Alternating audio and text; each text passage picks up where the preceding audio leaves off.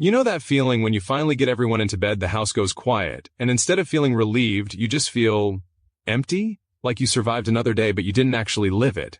Like something important happened right in front of you and you completely missed it.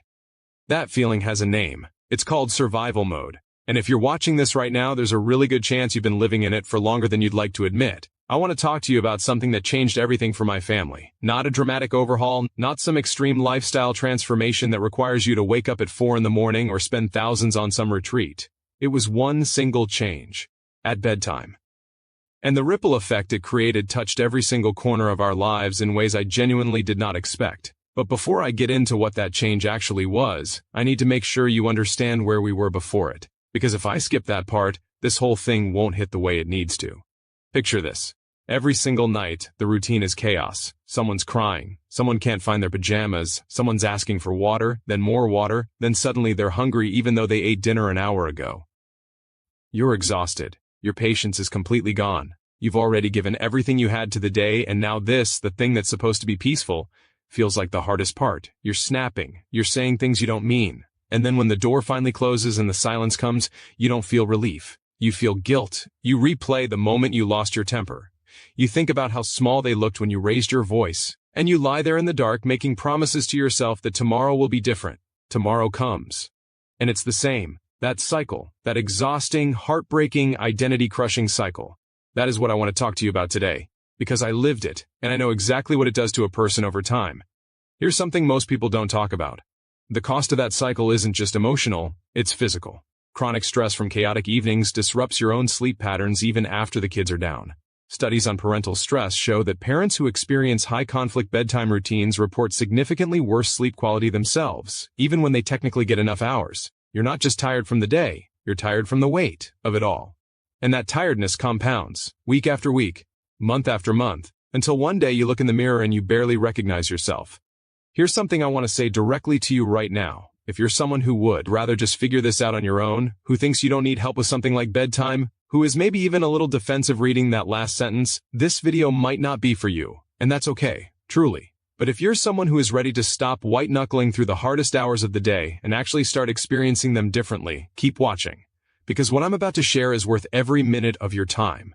Now, there is a program linked in the description below this video that has helped families completely transform this exact thing. I'm not going to go into heavy detail about it right now because I want you to understand the foundation first. But I will say this. It won't be there forever. Decisions made from a place of curiosity and openness are the ones that actually change lives. The people who scroll past it thinking they'll come back later almost never do. Keep that in mind. Back to the story. The change we made was so simple that when I first heard about it, I actually laughed. I thought, that's it? That's what everyone's talking about? Because it wasn't a new product. It wasn't a complicated system. It was a shift in intention. A tiny but completely deliberate shift in how we approached the last 30 minutes before sleep. Instead of treating bedtime like a finish line we were desperately trying to cross, we started treating it like a beginning. The beginning of something sacred. I know that word might sound dramatic, but stay with me. We started doing what some child development researchers call an intentional closing ritual, not just brushing teeth and lights out. A genuine, soft, consistent sequence of connection. And the science behind why this works is actually incredible. The brain, especially a child's brain, is in a highly receptive state in the hour before sleep. Cortisol levels drop. The nervous system begins to downregulate. Emotional walls come down.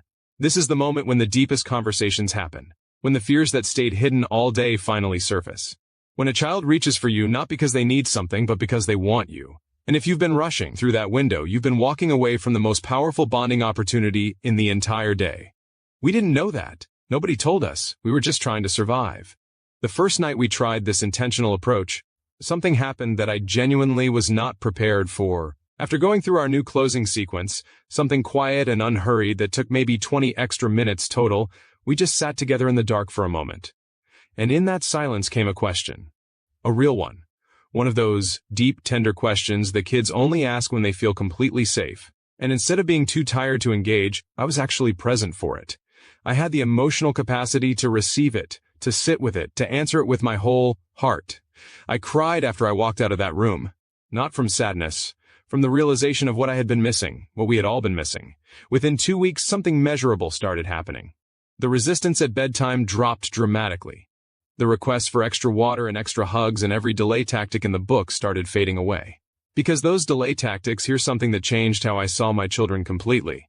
Those delay tactics aren't manipulation, they're communication. They're a child's way of saying, I haven't felt enough of you today and I'm not ready to let go. When we filled that cup intentionally, the stalling stopped. They didn't need to stall anymore. Within a month, our mornings changed. I hadn't even touched mornings.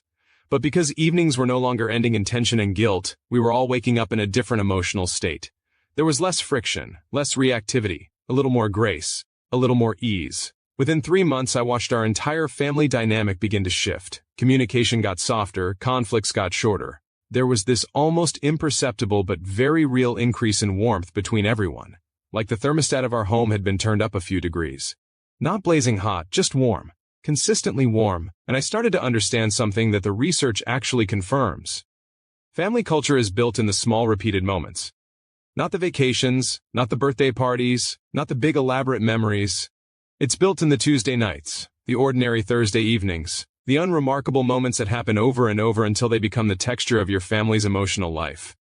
We had been pouring tension and exhaustion into those moments for years. And when we changed just one of them, consistently, the accumulation of that change became something extraordinary. Parenting researchers who study family systems talk about what they call the attachment dividend. The idea that intentional connection deposited during key emotional windows yields compounding returns over time. Children who experience consistent warm closing rituals show measurably better emotional regulation. They demonstrate higher resilience. They perform better academically. They have stronger peer relationships. They report feeling more secure. And parents who implement structured intentional evening routines report significant decreases in their own anxiety levels. Some studies show reductions of up to 40% in reported parental stress within 60 days of consistent practice. 60 days, 2 months. That's how quickly this compounds. But here's the thing I don't want you to miss. This isn't just about the children, this is about you.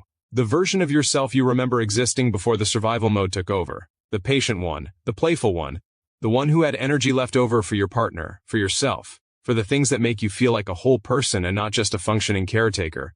That version of you isn't gone, it got buried under the weight of chaotic nights and guilt-soaked mornings, and it is absolutely recoverable. Families who have gone through structured bedtime transformation programs report not only improved child behavior but improved relationship satisfaction between partners. They report better quality sleep, more personal time, a sense of genuine enjoyment in parenting that many of them said they had completely forgotten was possible.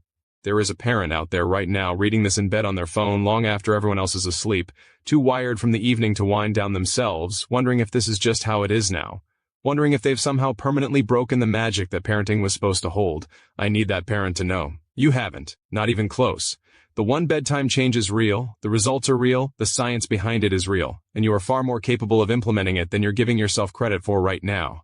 Now here's the part where I want to bring everything full circle. Everything I've shared today is a starting point, a glimpse of what becomes possible. But if you want the full roadmap, if you want the structured sequence, the specific intentional steps, the troubleshooting for the nights it doesn't work, the deep dive into why each piece matters and exactly how to customize it for your unique family situation, all of that is in the program linked in the description below this video. Most people will not click that link. They'll tell themselves they'll come back to it later. They'll say they want to think about it more, and then life will rush back in and the chaotic evenings will continue, and 6 months from now they'll be in the exact same place they are right now. Maybe more exhausted, maybe a little more defeated. Don't be that person. The families who experience the transformation I described today are the ones who decided, on the exact day they first heard about this, that their family was worth taking action for immediately. That's you. That decision is yours right now. It is waiting for you in that description. And it won't wait forever.